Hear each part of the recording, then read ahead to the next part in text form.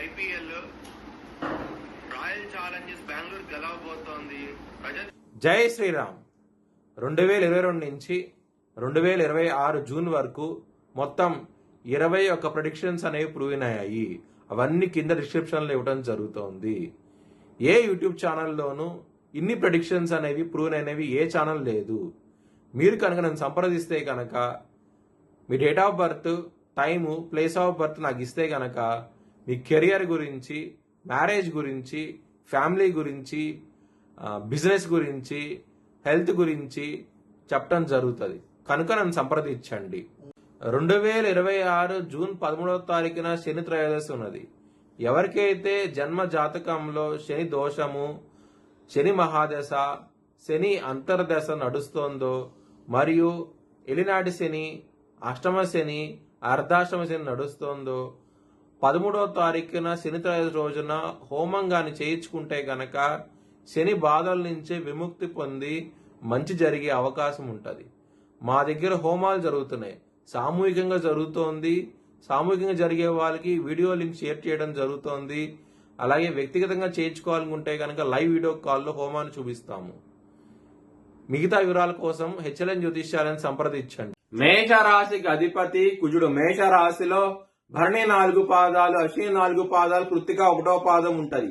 ఈ నక్షత్రం వాళ్ళందరికి నేను చెప్పే వార ఫలితాలు వర్తిస్తాయి. ఈ వారంలో మేషరాశి వారికి 4వ స్థానంలో శుక్రుడు, గురువు, తృతీయ స్థానంలో ఉన్న శుక్రుడు, 2వ స్థానంలో రవి, లాభస్థానంలో రాహువు యోగిస్తున్నారు.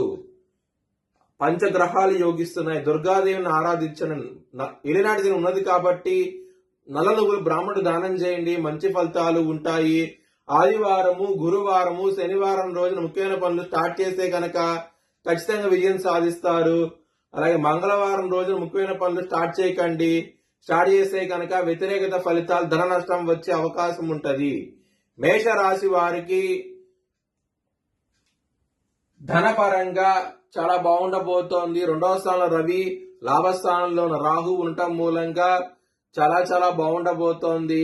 ధనపరంగా మాత్రం కుటుంబ పరంగా సమస్యలు ఉంటాయి. ఎందుకంటే గనక శని దృష్టి రవి మీద పడుతోంది. రవి 2వ స్థానంలో ఉన్నారు.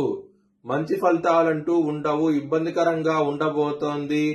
చాలా జాగ్రత్తగా ఉండండి. ముఖ్యంగా కుటుంబ సభ్యులతో గొడవలు వచ్చే అవకాశం ఉంటది. ఘర్షణ వాతావరణం అయితే ఉంటది ఈ వారం అనేది. లవర్స్ కి చాలా బాగుంటది.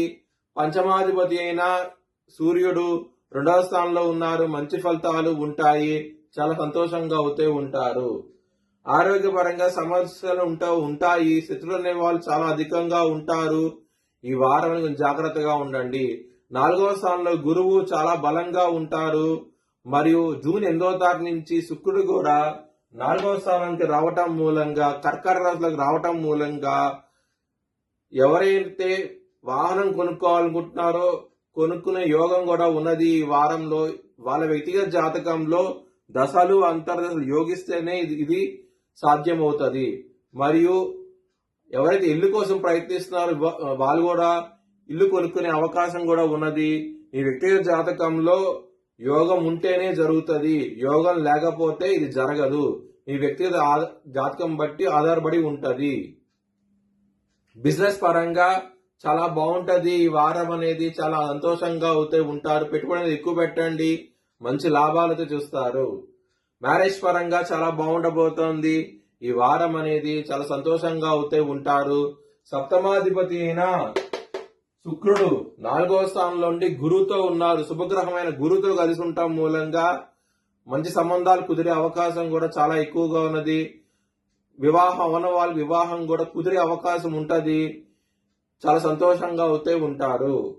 కెరియర్ పరంగా మాత్రం సమస్యలు ఉంటాయి. ఎందుకంటే దశమాధిపతి అయిన శని వ్యయ స్థానంలో ఉన్నారు. కానీ గురువు గారి దృష్టి దశమ స్థానం మీద పట్టం మూలంగా యావరేజ్ గా ఉంటది. ఈ వారం అనేది వృత్తిపరంగా మాత్రం కొంచెం జాగ్రత్తగా అవుతూ ఉండండి. ఎందుకంటే ఏలినాటి శని ఉన్నది. ఏలినాటి శని ఉన్నా సరే గురువుగా దృష్టి శని మీద పడుతోంది కాబట్టి కొంచెం మంచి ఫలితాలు వచ్చే అవకాశం ఉంటది.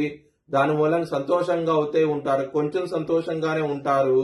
ఎందుకంటే ఏలినాటి ఉన్నప్పుడు కొంచెం సమస్యలు అయితే ఉంటాయి. గురువు దృష్టి ఉండటం మూలంగా ఆ సమస్యలు తగ్గి మంచి ఫలితాలు అయితే వచ్చే అవకాశం ఎక్కువగా ఉన్నది. మీ భవిష్యత్ వివరాల కోసమై HLN జ్యోతిష్యాలను సంప్రదించండి. Please like, share and subscribe my channel.